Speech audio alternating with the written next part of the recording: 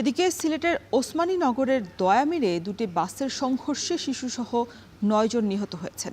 সকালে ঢাকাগামী ইউনিক এবং সিলেটগামী বেঙ্গল পরিবহনের মুখোমুখি সংঘর্ষে ঘটনাস্থলেই ৭ জন মারা যান। পরে সিলেট ওসমানী হাসপাতালে নিয়ে আসলে আরও 2 জনের মৃত্যু হয়। এ নিয়ে আরও বিস্তারিত জানাতে আমাদের সাথে যুক্ত হয়েছেন সন্দীপন শুভ। শুভ, এই দুর্ঘটনায় আহতের সংখ্যা এখন বেড়ে কতজন দাঁড়িয়েছে? পরিস্থিতি কেমন দেখছেন, বিস্তারিত জানাবেন। রওশন, আমি এই মুহূর্তে রয়েছি সিলেটের এমএজি ওসমানী মেডিকেল কলেজ হাসপাতালে এবং আজকের সকালটা আসলে সিলেটের জন্য কতটা শোকাবহ এটা আসলে এখানে যারা আছেন তারাই একমাত্র বলতে পারবেন। কারণ আমরা দেখেছি যে একসাথে কিন্তু প্রথমে ঘটনাস্থলে 7 জনের মৃত্যু হয় এবং এখানে আসার পরে কিন্তু আরও 2 জন মারা যায় বাসের মুখোমুখি সংঘর্ষে। এবং কিছুক্ষণ আগে যে মারা যায় সেটি হচ্ছে জাইফা নামে এক 3 বছরের শিশু, যার আসলে একদম নিষ্পাপ ফুলের মতো শিশু, কিন্তু তার মৃত্যুবরণ ঘটে কিছুক্ষণ আগে। তার লাশটি নিয়ে যাওয়া হচ্ছিল এবং এখানে যারা প্রত্যক্ষদর্শী আছেন বা যারা অন্যান্য রোগীরা আছেন তারাও কিন্তু আমরা দেখেছি যে অশ্রুসিক্ত হয়ে পড়েন এবং অনেকটাই কিন্তু আমরা দেখেছি এখানে আহাজারি শুরু হয়। এবং আমরা এখানকার আহত যারা তাদের সাথেও কথা বলেছি, তাদের সাথে কথা বলার চেষ্টা করেছি।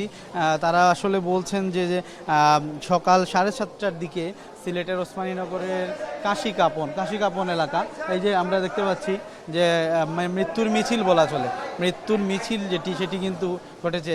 কিছুক্ষণ পরপর আমরা দেখতে পাচ্ছি আহাজারি এবং মৃতদের যে সারি সেটি কিন্তু দীর্ঘ হচ্ছে সিলেটে। এবং এই কাশিকাপন এলাকা যেটি সিলেটের এমএজি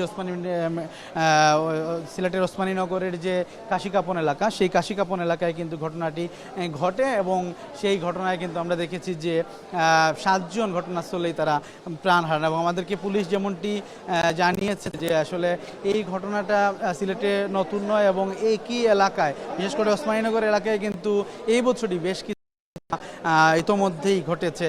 এবং আমরা দেখেছি, প্রশ্ন করেছিলেন যে আহত আসলে এখানে যেহেতু দুটি বাসের মুখোমুখি সংঘর্ষ, অন্তত 25 থেকে 30 জন আহত হয়েছেন এবং তাদের অবস্থাও কিন্তু অনেকের অবস্থায় কিন্তু এই মুহূর্তে আশঙ্কাজনক অবস্থায় রয়েছেন।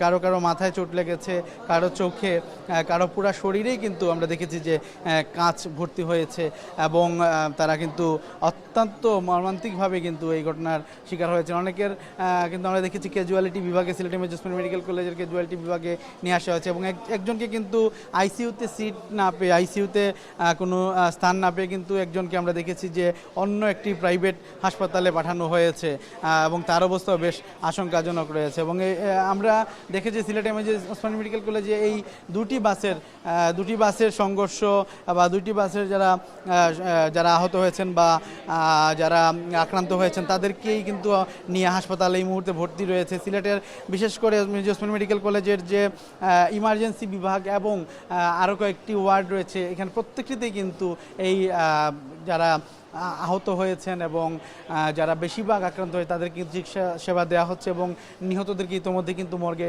পাঠানো হয়েছে এবং স্বজনদের হাজিরি আমরা দেখেছি। প্রত্যেকে একটি কথা বলছেন যে এত অনিরাপদ হয়ে পড়েছে যে ঢাকা সিলেট মহাসড়ক, সেটি আসলে বলার অপেক্ষা রাখে না এবং প্রতিটা মুহূর্ত কিন্তু বিপজ্জনক এবং বিপদের কারণ হয়ে উঠেছে সেই ঢাকা সিলেট মহাসড়ক। এটি দ্রুত সংস্কারের দাবি উঠেছে এবং চালকদেরও আসলে আরও প্রশিক্ষণের ব্যাপারে কিন্তু সচেতনতা বৃদ্ধির ব্যাপারে কিন্তু এখানে প্রশ্ন উঠেছে। তো এই ছিল রওশন আমার কাছে ঢাকা সিলেট মহাসড়কে সড়ক দুর্ঘটনার সর্বশেষ।